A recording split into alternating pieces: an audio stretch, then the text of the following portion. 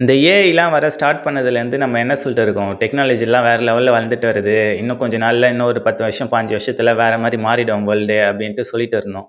ஆனா, இப்ப அந்த டெக்னாலஜினால மனுஷங்க எவ்ளோ கஷ்டப்படுறாங்க அப்டின்றத பார்க்கும்போது ரொம்பவே கஷ்டமா இருக்கு.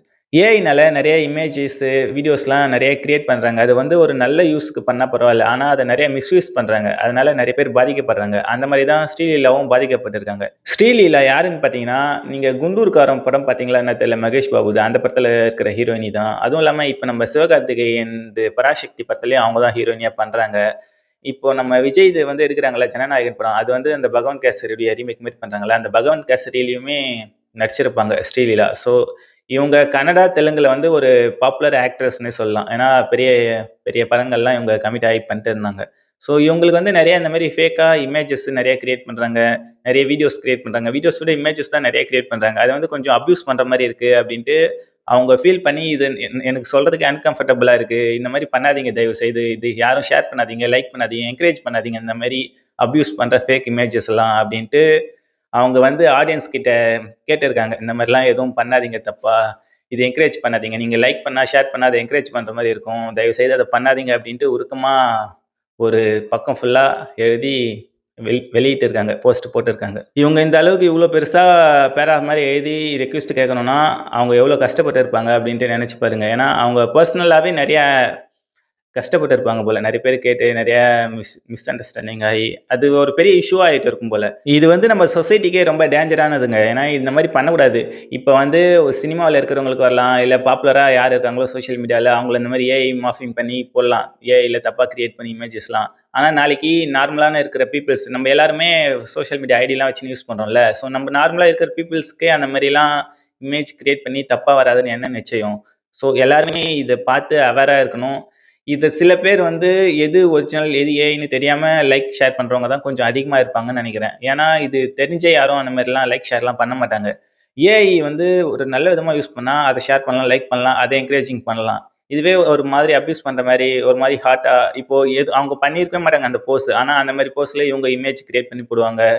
இது வந்து அவங்க லைக்குக்காக பண்றது. இத வந்து நீங்க லைக் பண்ணி, ஷேர் பண்ணி அத என்கரேஜ் பண்ணாதீங்க அப்டின்ட்டு அவங்க கெஞ்சி கேட்காத குறையா கேட்டிருக்காங்க. ஸோ ஒரு பெரிய பாப்புலர் ஆக்டர்ஸ் இந்த மாரி இறங்கி வந்து கேட்டிருக்காங்கன்னா, அவங்களே சொல்றாங்க இது எனக்கு அன்கம்ஃபர்டபுளா இருக்குன்ட்டு. அந்த அளவுக்கு அவங்க பாதிக்கப்பட்டிருக்காங்க. ஸோ இந்த மாரி நெறைய பேரு ஆக்டர்ஸும் சரி, ஆக்டருங்களுக்கும் நெறைய பேரு இமேஜ் கிரியேட் பண்ணி போடுறாங்க. எல்லா ஹீரோவும் ஒண்ணா தெருவுல நடந்து போற மாரிலாம் இமேஜ் கிரியேட் பண்ணி போடுறாங்க. ஸோ அதெல்லாம் அந்த அளவுக்கு நெகட்டிவா போல. எது நெகட்டிவா போதோ அவங்க வந்து கண்டிப்பா கேள்வி கேட்பாங்க. அவங்க வந்து ஸ்ரீலீலா கடைசியில இந்த மாரிலாம் நீங்க மிஸ்யூஸ் பண்ணீங்கன்னா, அப்யூஸ் பண்ணீங்கன்னா, நான் கம்ப்ளைண்ட் குடுக்க வேண்டியது வரும் அப்டின்ட்டும் சொல்லியிருக்காங்க.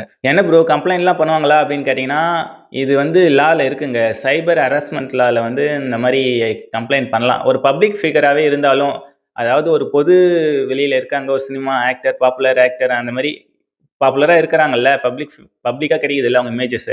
அவங்களுமே அந்த இமேஜஸ்மே நம்ம யூஸ் பண்ணி ஏஐல கிரியேட் பண்ணி போட்டா, அது அவங்க கேட்க வாய்ப்பு இருக்கு. ஏன்னா, ஒரு பெண்ணா இருந்தாலும், ஆணா இருந்தாலும் நம்ம யூஸ் பண்றவங்கள வந்து பர்மிஷன் இல்லாம யூஸ் பண்ணா அது தப்பு தான். அதனால சட்டப்படி அவங்க கேஸ் குடுக்கவும் வாய்ப்பு இருக்கு. இப்போ நம்ம ஒருத்தர பத்தி பாசிட்டிவா போடுறோம். அவங்களுக்கு எந்த பாதிப்பும் இல்லன்னா கண்டுக்க மாட்டாங்க. அதுவே அவங்களுக்கு எதனா பாதிப்பு இருந்துச்சுன்னா, கண்டிப்பா கேஸ் குடுப்பாங்க. கம்ப்ளைண்ட் ஃபைல் பண்ணுவாங்க. ஸோ ஏஐல நீங்க இமேஜ் கிரியேட் பண்றது வந்து ஒரு சாதாரண ஈஸியான விஷயமா நெனச்சுட்டு இருக்கீங்க. அது பாசிட்டிவா பண்ற வரைக்கும் தான் அது நல்ல விஷயம். ஸோ அத நெகட்டிவா பண்ண ஆரம்பிச்சிட்டீங்கன்னா, அது பெரிய மைனஸா போயிட்டு முடியும் உங்களுக்கு. அதனால நான் என்ன சொல்ல வரேன்னா, நீங்க ஏஐல கிரியேட் பண்ண இமேஜஸ், வீடியோஸ வந்து ஷேர் பண்ணுங்க, லைக் பண்ணுங்க. அது எந்த பிரச்சனையும் இல்ல. அதுல எந்த தப்புமே இல்ல. அது எந்த மாரி கிரியேட் பண்ணியிருக்காங்க. இப்போ நம்ம இமேஜஸ்லாம் கிரியேட் பண்றோம்ல, இமேஜஸ், வீடியோஸ்லாம்.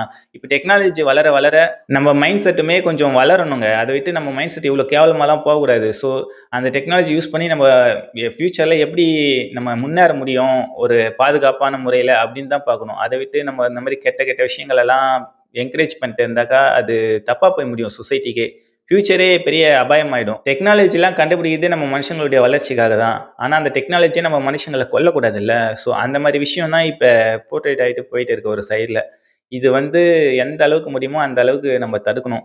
இப்ப ஏஐ இமேஜ் போடுறவன் தான் தப்பு, அந்த வீடியோஸ் போடுறவன் தான் தப்பு அப்டின்லாம் இல்லங்க. அத நம்ம லைக் பண்றோம், ஷேர் பண்றோம்ல, நம்மளுமே பெரிய தப்பு பண்ணிட்டு தான் இருக்கோம். ஸோ, ஒரு பாசிட்டிவான ஒரு நல்ல விஷயமா இருந்தாக்கா, அது தப்பில்ல. அத என்கரேஜ் பண்ணலாம், லைக் பண்ணலாம்.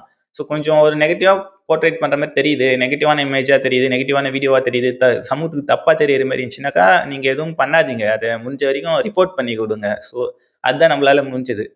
அதனால இங்க இனிமே கொஞ்சம் பார்த்து பண்ணா நல்லாயிருக்கும் சோஷியல் மீடியா யூஸ் பண்ணும்போது. எடுத்தோம் கவுத்தோன்ட்டு.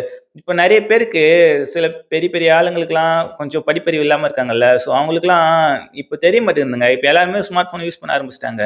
அதுல என்ன இருக்கு, ஏது இருக்குன்னே தெரியல. எல்லாமே யூஸ் பண்ண ஆரம்பிக்கிறாங்க. எல்லாருமே ஷார்ட் வீடியோஸ், இன்ஸ்டா ரீல்ஸ்லாம் பார்க்க ஆரம்பிக்கிறாங்க. ஸோ அவங்களுக்கு வந்து எது ஏஐ வீடியோ, எது ஒரிஜினல் வீடியோன்னே தெரிய மாட்டேங்குது. அது எல்லாமே பார்த்து ஏஐ வீடியோஸ் எல்லாம் கூட பார்த்து ஒரிஜினல் அப்டின்ட்டு நம்புறாங்க. ஸோ இது ரொம்பவே ஒரு தப்பான, ஒரு டேஞ்சரான சூழ்நிலைய நோக்கி போயின்னு இருக்கு நம்ம சொசைட்டி. அது தெரிஞ்சா பார்க்கணும். தெரியலனா அத பார்க்கக்கூடாது. ஆனா அத பார்க்குறவங்க தப்பு இல்ல. பார்க்குறவங்க ஏதோ தெரியாதவங்க பார்த்துட்டு போறாங்க. ஆனா அத பார்த்துட்டு 4 பேர்கிட்ட அவங்க சொல்லும்போது அது உண்மை மாரியே சொல்லுவாங்க. அதனால ஒரு தப்பான ஒரு கதை மாரி கிரியேட் பண்றாங்க. இப்ப அந்த காலத்துலலாம் எப்படி ஒரு சின்ன சின்ன விஷயங்கள்லாம் நடந்துச்சுன்னா, அத அப்படியே அவங்க டெவலப் பண்ணி இன்னொரு ஆளுகிட்ட சொல்லும்போது பெருசா கதையா சொல்லுவாங்க.